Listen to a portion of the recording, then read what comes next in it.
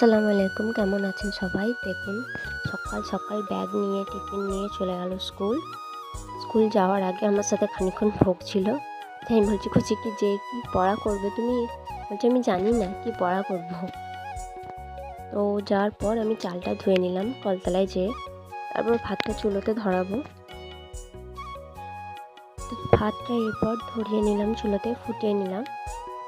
তো আজ অনেক জামা কাপড় ছিল কাচাকুচি করার, কারণ আমার এই কদিন শরীরটা প্রচণ্ড খারাপ। আমি একদম কাচাকুচি কোনো কিছু করতে পারছিলাম না, তার জন্য এতগুলো জামা কাপড় জড়ো হয়েছে।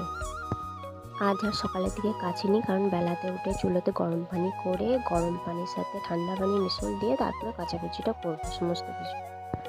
এরপর সমস্ত জামা কাপড়গুলো ভিজিয়ে নিলাম এক এক করে, আলাদা আলাদা করে সমস্ত কিছুটা ভিজিয়ে নিলাম। কিছুক্ষণের জন্য জামা কাপড়গুলো রেখে দেবো এখন।